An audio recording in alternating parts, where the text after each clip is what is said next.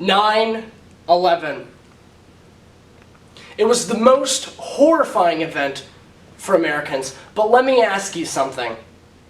Have you ever wondered the social effects on high school students since the attacks? My name is Mr. Ford, and I'm here as your conscience to help you think clearly again.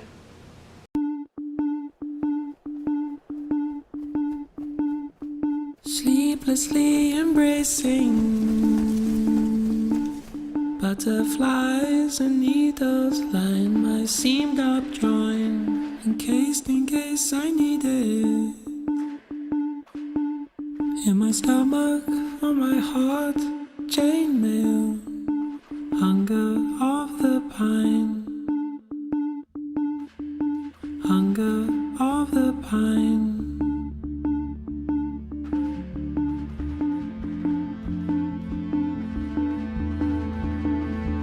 Sleeplessly embracing,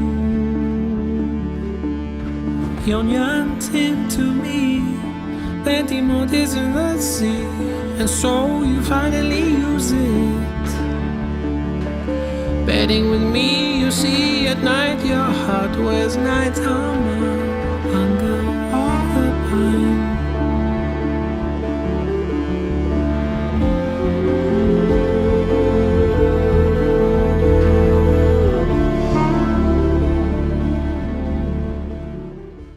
I have a story for you today, but please note that this story is based on a variety of true events taken from several cases that some of the occurrences may be exaggerated. The names of everyone has been changed to keep their privacy. This story is of conflict and compromise, in which a conflict begins and a compromise settles what is left of the situation.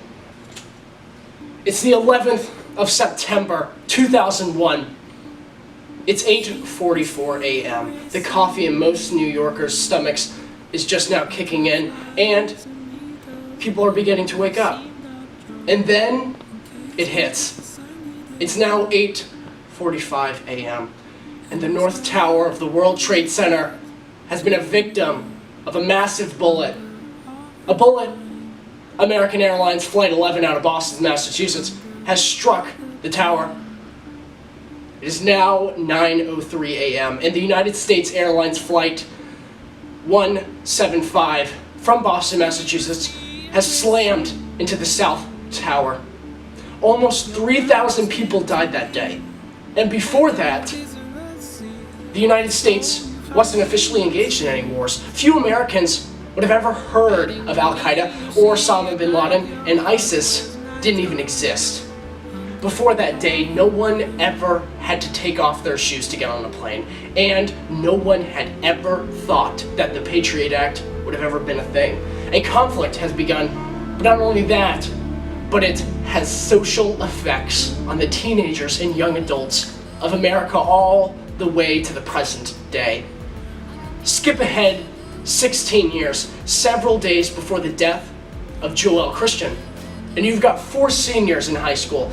You've got Joel, Darius, Kyle, and Jose.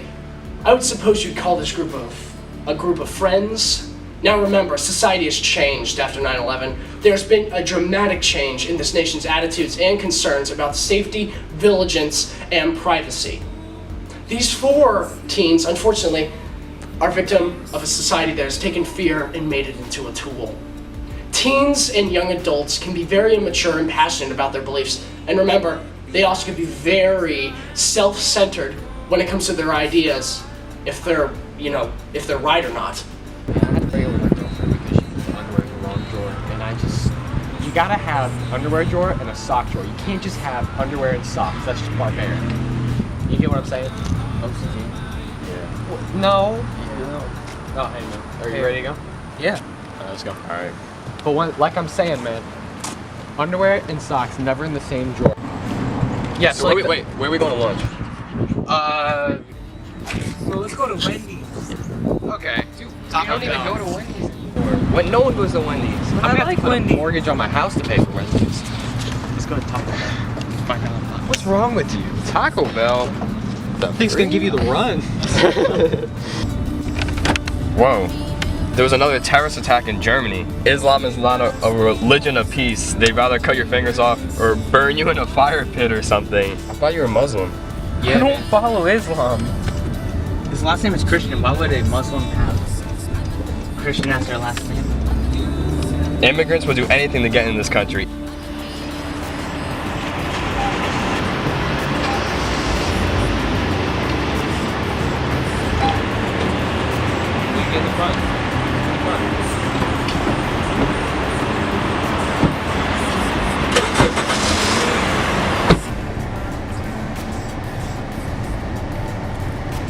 Yo, did you see the cashier looking at you funny? You know why? Because you're Muslim. Bro, I'm not Muslim. Yes, you are. Gosh, man. Again with this? I'm sorry, Leave but... him alone. What you gonna do about it, Jose? Fight. You're too short. So? You can't win. You're a midget. Stronger than you. Guys, you're both right, alright? Now calm down before I have to call in some men to separate you ladies. Kyle, what are you gonna do? What? I will beat you up. I'm an MMA black belt right now. That is a lie. Watch me. Jose, you're not gonna beat me up. Yeah. She just texted me. Oh, she looking for... Mate, she ain't looking for you. She looking for Joe's Snapchat. Shut up. Oh, nice. So, does she know you're Muslim? I am not Muslim. I'm Christian. Really? Yes, I've told you like 10 million times. I'm not Muslim. But, like, you're brown. Oh my. You're such a snaz, man. Sometimes kerosene. What'd I say? You clearly have gotten a taste for racial discrimination. Darius here believes that Joel is Muslim, in which he's not. But nevertheless, this racial discrimination of fear has crippled America. Wow. Darius didn't mean that. What do you mean he didn't mean all that? Yes, he did. No, he didn't. He just doesn't know what he's saying. Yes, he does. He says it so much time. You don't know what's going on at his house. What do you mean what's going on? He could be going through stuff and just taking out his anger on you. Like what? What you just said. You think he would really say that? I don't know anymore. I'm a female rebel. I'm a female rebel. I'm a female rebel. I'm a female rebel. Female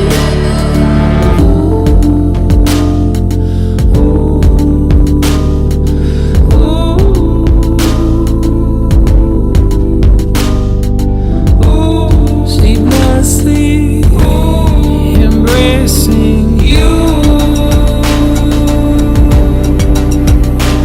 Realization grew on me as quickly as it takes your hand to warm the cold side. Kyle, do you remember, like, the other day when I was talking to Joel about being Muslim?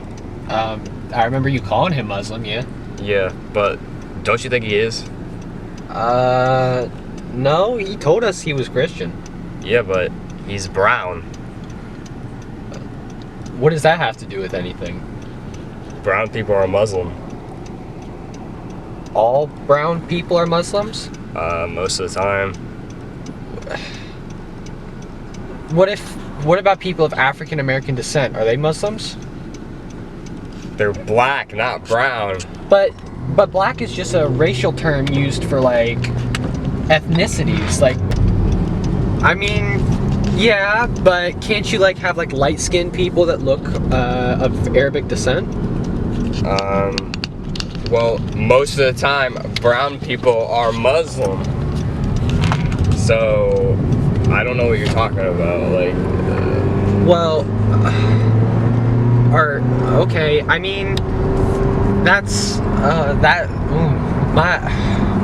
don't know, man. There's just a lot of issues I have with that because my mom died in the 9/11 attacks. dang, man. I didn't know about that. Yo, where's Joel? Sorry guys, you guys are walking too fast. Well, do you know where Joel is? No, I don't know. I think he just walked off somewhere. He's not here because of you. Well, you sent me a car and left that cash in the street. If Joel wants to say something, I'll beat him up.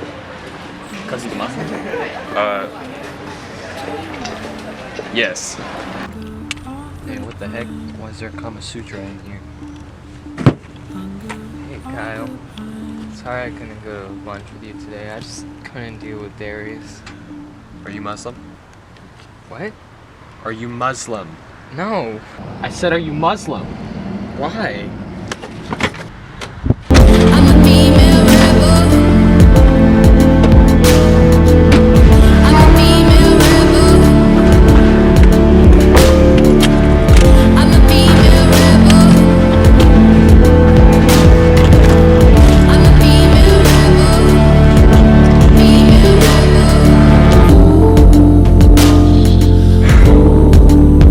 Joel Christian is the victim of a hurt society, a victim of a hurting individual. Kyle Brandon is that hurting individual. His mother, a first responder, died in the terrorist attacks of 9/11. He has no memory of his mother, only pictures. Hate has overwhelmed Kyle to the point of no return. But there's a compromise to this society, and unfortunately, it takes tragedies like this to create them. Kyle eventually turns himself in and gets the help he needs. It is tragedies like this that bring people together. Even in the worst of times, it can be the best of times. No matter how hard society is hit by something, we always come back stronger. Whether it be mass shootings, sexual harassment charges, elections, terrorism, or God forbid, oppression. It has been adapted, society has been adapted to come together in crisis. And after 9/11, the people came together to support each other. But let me ask you this. Where is that society when a depressed teen needs it?